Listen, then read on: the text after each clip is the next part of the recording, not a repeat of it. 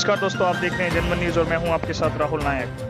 जी हां, आपको बता दें कि लॉकडाउन से जुड़ी हुई कुछ बेहद बड़ी और अहम खबरें निकल कर आ रही हैं। जानेंगे एक एक करके विस्तार से, लेकिन इससे पहले अगर आप भी चाहते हैं कि पूरी दुनिया में फैली महामारी और साथ ही साथ आपकी परेशानी भी जल्द से जल्द खत्म हो, तो इस वीडियो को लाइक कीजिए और देखते रहिए। दोस्तों, वीडियो में आगे बढ़ने से पहले फटाफट जान लेते हैं महामारी के नए अपडेट्स को। अभी तक भारत में संक्रमित मरीजों की संख्या 42,505 पहुंच गई है, जबकि अच्छी बात यह है कि 11,775 लोग ठीक होकर घर जा चुके हैं। पर दुख की बात यह है कि 1,391 मरीजों ने दम तोड़ दिया है। बात करें हम विश्व की, तो विश्व में 35,62,269 मरीज सामने आए हैं, जबकि 11,53,071 मरीज ठीक होकर घर जा चुके हैं। पर दुख की बात यह है कि 2,48,094 मरीजों ने दम तोड़ दिया है। दोस्तों, बढ़ते हैं आज की पहली और बड़ी खबर की तरफ। आज की पहली और बड़ी खबर जो निकल कर आ रही कि पाबंदी हटते ही शुरू हो जाएंगी उड़ानें, एयरपोर्ट प्रशासन ने शुरू की तैयारियां। जी दोस्तों, आपको बता दें कि देश में लॉकडाउन 3 की शुरुआत हो चुकी है। सरकार ने इस दफे लॉकडाउन में काफी छूट दी है। कार्यालयों, दुकानों को कुछ शर्तों के साथ खोलने की इजाजत दी गई है।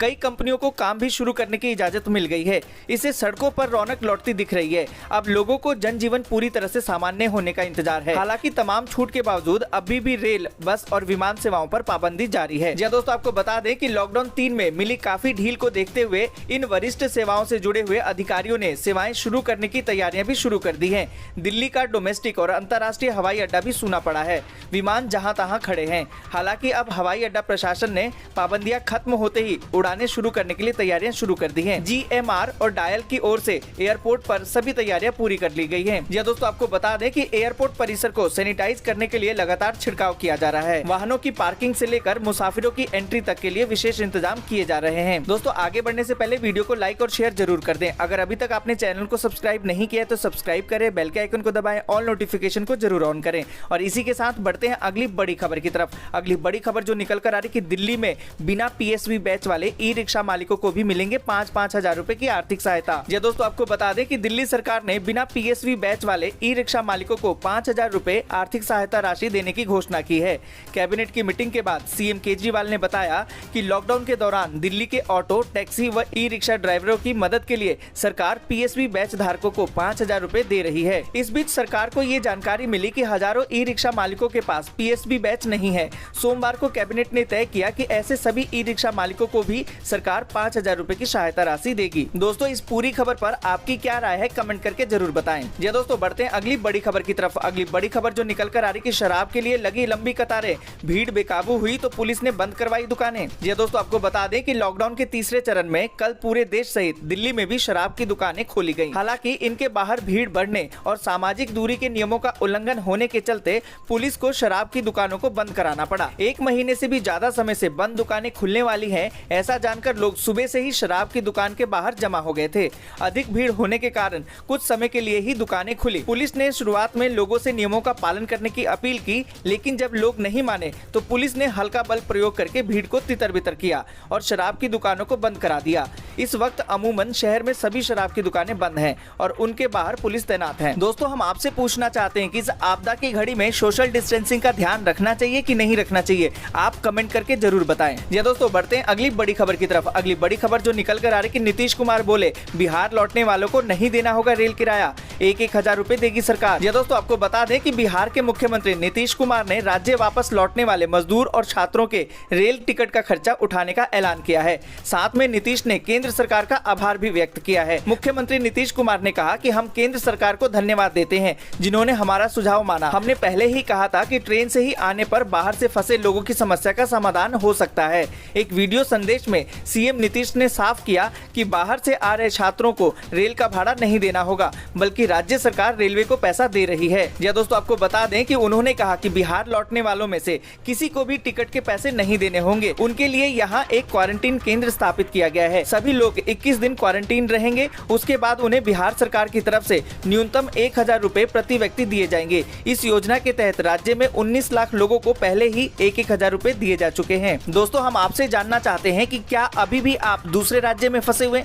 तो सबसे पहले आप अपने नाम के साथ राज्य का नाम लिखिए जिस राज्य में आपको जाना है और हमें कमेंट कीजिए। जी दोस्तों, बढ़ते हैं अगली बड़ी खबर की तरफ। अगली बड़ी खबर जो निकल कर आ रही कि पीएनबी ने पेश किया खास क्रेडिट कार्ड, सिर्फ टच करने से होगा पेमेंट, ठगी से रहेगा सुरक्षित। जी दोस्तों, आपको बता दें कि पंजाब नेशनल बैंक ने पेमेंट की प्रक्रिया को तेज बनाने और ग्राहकों को ठगी से बचाने के लिए एक खास तरीके का क्रेडिट कार्ड पेश किया है। इस कार्ड को पीएनबी वेव्स एंड पे प्लैटिनम क्रेडिट कार्ड नाम दिया गया है। इस कार्ड की सबसे बड़ी खूबी ये है कि आपको इस कार्ड के जरिए पेमेंट करने के लिए किसी मशीन में लगाना या स्वाइप नहीं करना होता। आप सिर्फ इस कार्ड को मशीन से टच करके पेमेंट कर सकते हैं। ये कार्ड पूरी तरह से कॉन्टैक्टलेस कार्ड है। इससे जहां पेमेंट की प्रक्रिया काफी तेजी से होती है, वहीं ठगी की संभावना भी काफी कम हो जाती है। जी दोस्तों, आपको बता दें कि पंजाब नेशनल बैंक का ये premium credit card new field communication तकनीक के तहत काम करता है। इस तकनीक के जरिए कार्ड को सिर्फ मशीन पर टच करने से ही पेमेंट हो जाता है। आपको मशीन में ना तो पिन नंबर डालना होता है और न ही कहीं साइन करना होता है। बैंक जल्द ही इस कार्ड के और कई वेरिएंट पेश करने वाला है। जी दोस्तों, बढ़ते हैं अगली बड़ी खबर की तरफ। अगली बड़ी खबर जो निकल कर आ रही कि विदेश में फंसे हुए भारतीयों को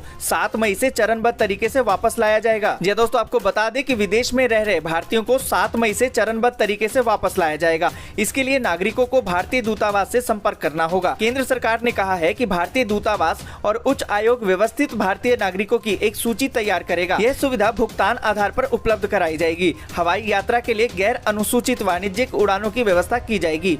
आपको बता दें कि भारत सरकार चरणबद्ध तरीके से दमदार आधार पर विदेशों में फंसे हुए भारतीय नागरिकों की वापसी की सुविधा प्रदान करेगी।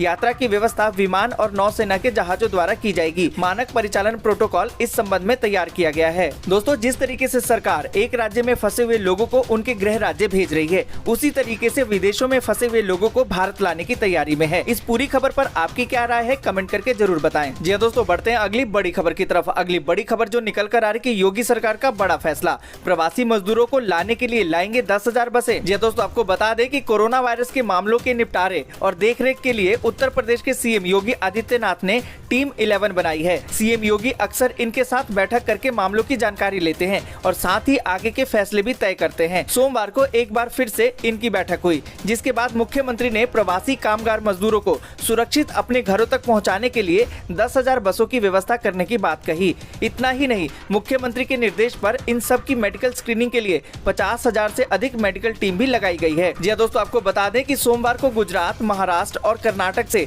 5 अलग अलग ट्रेन प्रवासी मजदूरों को लेकर उत्तर प्रदेश पहुंचेगी। इन सभी को शुरुआत में सरकार द्वारा जिलों में बनाए गए क्वारंटीन सेंटर में भर्ती कराया जाएगा। फिर उनका मेडिकल टेस्ट होगा, उसके बाद ही घर या क्वारंटीन सेंटर भेजने का फैसला लिया जाएगा। जी दोस्तों, आपको बता दें कि सरकार की तरफ से लगातार मदद आम लोगों तक पहुंचाई जा रही है। क्या ऐसी मदद आपको भी मिली है, कमेंट करके जरूर बताएं। जी दोस्तों, बढ़ते हैं अगली बड़ी खबर की तरफ। अगली बड़ी खबर जो निकल कर आ रही कि किराया वसूलने पर बढ़ा विवाद, तो आई मोदी सरकार की सफाई, कहा ये बात कभी नहीं हुई। दोस्तों, आपको बता दें कि कोरोना वायरस के संक्रमण को फैलने से रोकने के लिए घोषित लॉकडाउन में फंसे लोगों को घर पहुंचाने के लिए रेलवे की ओर से किराया वसूले जाने को लेकर राजनीति तेज हो गई है और अब स्वास्थ्य मंत्रालय की ओर से सफाई दी गई है कि भारत सरकार द्वारा कभी भी श्रमिकों से ट्रेन किराया वसूलने की बात नहीं की गई है।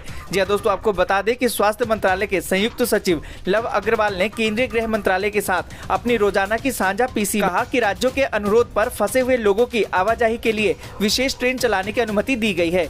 भारत सरकार की ओर से कभी भी श्रमिकों से ट्रेन किराया वसूलने की बात नहीं की गई। जी दोस्तों, आपको बता दें कि उन्होंने कहा कि प्रवासी लोगों को पहुंचाने को लेकर 85% किराया भारतीय रेलवे और 15% किराया राज्य सरकार द्वारा वहन किया जाएगा। दोस्तों, जो स्पेशल ट्रेनें चलाई गई हैं, अगर आप उससे अपने गृह राज्य जाते हैं तो आपसे कोई किराया नहीं लिया जाएगा। आपको चिंता करने की बिल्कुल भी जरूरत नहीं है। इस पूरी खबर पर आप अपनी राय कमेंट करके जरूर बताएं। या दोस्तों, बढ़ते हैं अगली बड़ी खबर की तरफ। अगली बड़ी खबर जो निकल कर आ रही कि फंसे लोगों की वापसी के लिए बेंगलुरु से चलेंगी 2 ट्रेनें। जी दोस्तों, आपको बता दें कि कोरोना संक्रमण के कारण लागू लॉकडाउन में फंसे हुए श्रमिकों और अन्य लोगों की वापसी के लिए सोमवार को बेंगलोर से 2 ट्रेनें चली।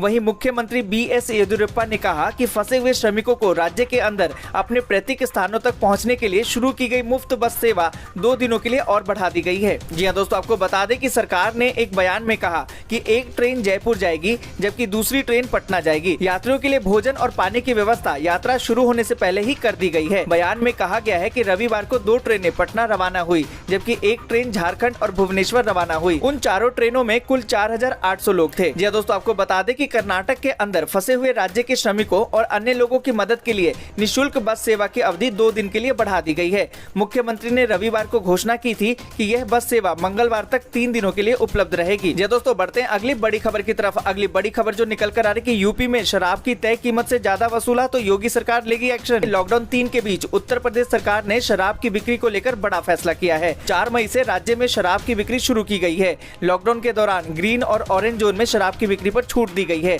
हालांकि हॉटस्पॉट या कंटेनमेंट जोन में शराब की बिक्री पर पाबंदी रहेगी। वहीं होटल और रेस्टोरेंट के बार में भी फिलहाल शराब नहीं बेची जा सकेगी। जी दोस्तों, आपको बता दें कि आबकारी आयुक्त ने निर्देश दिए हैं कि प्रदेश भर में कहीं भी शराब की तय कीमत से अधिक दाम लिए जाने पर कार्रवाई की जाएगी। सभी लाइसेंस धारकों को निर्धारित मूल्य पर ही शराब बेचनी होगी। साथ ही आबकारी अधिकारियों को टेस्ट परचेजिंग करने के लिए भी कहा गया है। जी दोस्तों, बढ़ते अगली बड़ी खबर की तरफ। अगली बड़ी खबर जो निकल कर आ रही कि दुकानों के बाहर उड़ी सोशल डिस्टेंसिंग की धज्जियां, केजरीवाल बोले सारी छूट वापस ले लेंगे। जी दोस्तों, आपको बता दें कि कोरोना वायरस की वजह से लगे लॉकडाउन में अभी तक शराब की बिक्री बंद थी। सोमवार से लॉकडाउन 3 की शुरुआत तो हो गई। देश को रेड, ऑरेंज और ग्रीन जोन में बांटा गया है। इन जोन के अनुसार देश में शराब की बिक्री की शुरुआत भी हो चुकी है। सोमवार को सुबह से ही शराब की दुकानों के बाहर लंबी लंबी कतारें लग गई। दिल्ली के भी कई इलाकों में ऐसा देखा गया और कुछ जगह तो भगदड़ भी मची।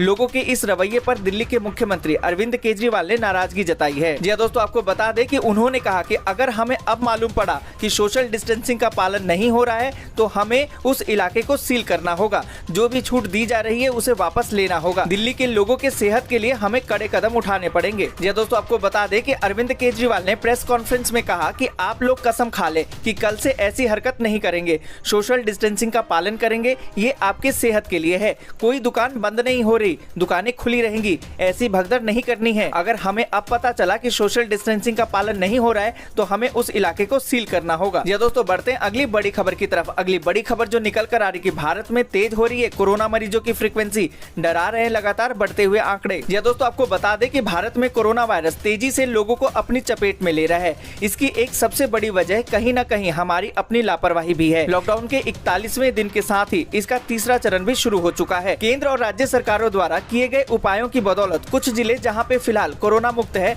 तो कुछ रेड से ऑरेंज और कुछ ऑरेंज से ग्रीन भी हो चुके हैं। ये एक अच्छी खबर है, लेकिन बढ़ते मामले हर किसी के लिए चिंता का सबब बनते जा रहे हैं। बीते 6 दिनों में देश के अंदर 12,000 से अधिक मामले सामने आए हैं। जी दोस्तों, आपको बता दें कि वहीं पहला मामला सामने आने के 104 दिन के बाद इसका आंकड़ा 42,000 के पार चला गया। आंकड़ों के मुताबिक इस बार महज 6 दिनों में ही 12,000 मरीज देश के सामने आए, जबकि इससे पहले भी 10,000 मामले सामने आने में करीबन 7 दिन लगे थे। इससे भी पहले 10,000 का आंकड़ा छूने में 7 दिन ही लगे थे। इस हिसाब से वर्तमान में कोरोना वायरस के मरीजों में अधिक तेजी देखने को मिली है। जी दोस्तों, बढ़ते हैं अगली बड़ी खबर की तरफ। अगली बड़ी खबर जो निकल कर आ रही कि ओला ने 100 से ज्यादा शहरों में शुरू की सर्विस, इन शर्तों का करना होगा पालन। जी दोस्तों, आपको बता दें कि कोरोना वायरस के संक्रमण से बचने के लिए देश में लॉकडाउन को बढ़ाकर 17 मई कर दिया गया है। राहत की बात यह है कि केंद्रीय गृह मंत्रालय ने कुछ चुनिंदा इलाकों में इस दौरान कुछ रियायतें भी दी हैं। इसके मद्देनजर कैब सुविधा मुहैया कराने वाली अग्रणी कंपनी ओला ने देश के ग्रीन और ऑरेंज जोन वाले 100 से ज्यादा शहरों में बचाव के उपायों के साथ अपनी सेवाएं शुरू कर दी है। ओला ने ड्राइवर और ग्राहकों के लिए सुरक्षा के 10 उपाय बताए हैं। ओला की इस पहल के तहत सेवा लेने के दौरान ग्राहक और ड्राइवर को इन बातों का ध्यान रखना होगा ताकि कोरोना वायरस के संक्रमण से बचा जा सके और यात्रा को सुरक्षित बनाया जा सके। जी दोस्तों, आपको बता दें कि कंपनी के मुताबिक प्रत्येक यात्रा से पहले और बाद में कार को सैनिटाइज किया जाएगा।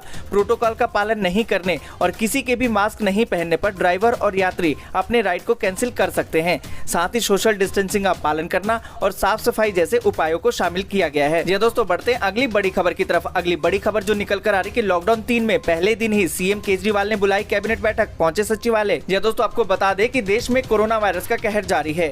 वहीं कल से तीसरा लॉकडाउन भी शुरू हो चुका है। इस लॉकडाउन में केंद्र सरकार ने कार्यालयों को खोलने के साथ ही कई अन्य रियायतें भी सशर्त के साथ दी है, जिन्हें दिल्ली में भी लागू किया गया है। दिल्ली कल से आंशिक रूप से खुल गई है। ऐसे में पहले दिन ही दिल्ली के मुख्यमंत्री अरविंद केजरीवाल एक्शन मोड में नजर आए। दोस्तों, आपको बता दें कि दिल्ली के मुख्यमंत्री ने तीसरे लॉकडाउन के पहले दिन ही कैबिनेट की बैठक बुलाई।